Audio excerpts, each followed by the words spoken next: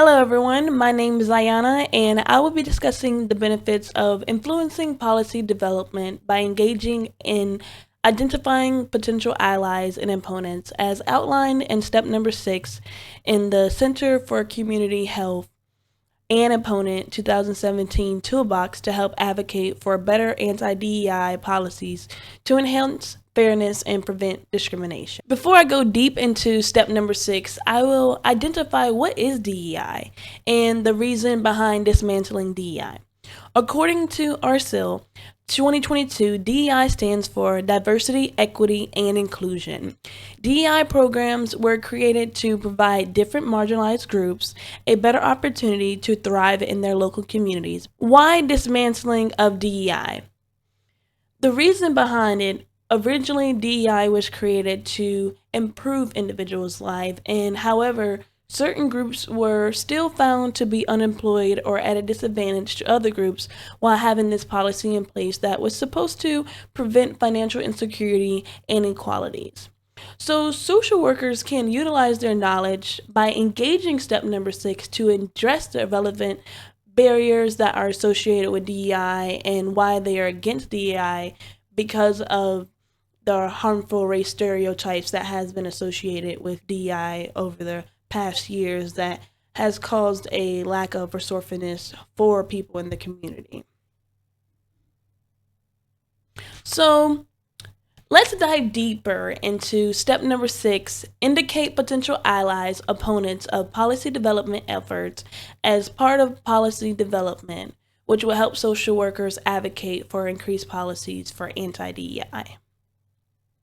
So, the first step is to identify potential allies. This step allows one to use their voice to collaborate with allies to amplify their reasonings for wanting to change policies to better improve the lives of many.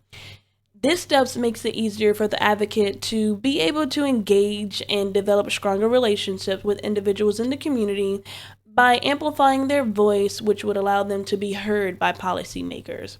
As one identifies their interest group, one should recognize who would be most affected by the message, such as board members, elected officials, and local and state businesses that may share a common interest. Also, building credibility within the community by partnering with respected organizations and elected officials to enhance credibility in the eyes of policymakers, which would increase networks for individuals to provide lobbying and financial support to promote change. So, next would be building a strategic plan to understand the potential opponents who may share the same interests to balance the opponent's perception on the topic. So, who might resist or oppose the policy change. And this would allow one to recognize what the opponent might have as motivations and concerns, which may cause one to change their actions over time to address how they would advocate for the concerns at hand. So, next, I'm going to talk about the tailoring your approach as an advocate. So, identifying how to oppose the policy change. So, one can decide to tailor their approach utilizing the 11 Ds that will prepare one to prevent conflict from happening when speaking to local organizations or elected officials. So, the Ds include deflecting. Deflecting is when one state there's not really our responsibility to make this change. Delay is basically if we do pass this bill or cause this policy to pass longer, it would cause additional reviews, preventing the change from happening sooner. And deny. So this is when someone state this is not really a problem that really greatly affects the people in the community. And discount, meaning stating the problem is not as bad as it's perceived to be.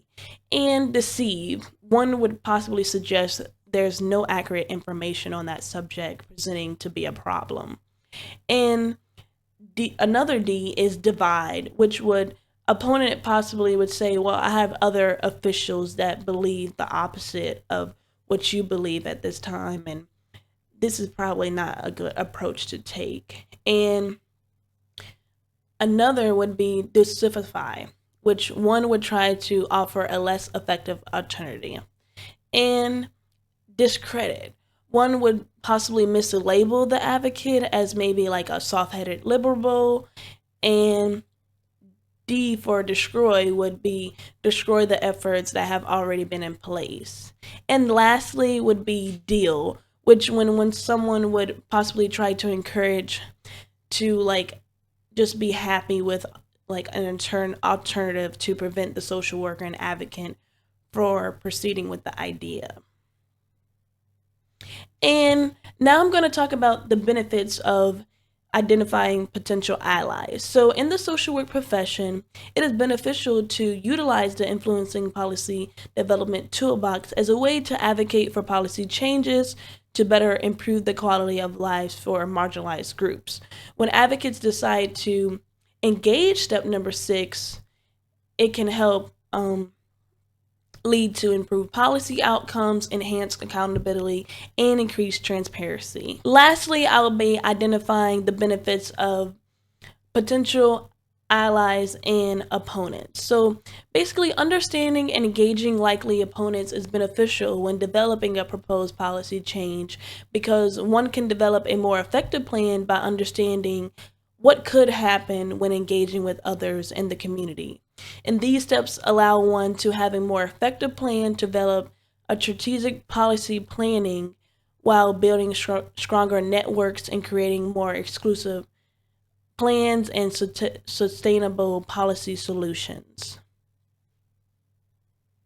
Here's my references, and thank you.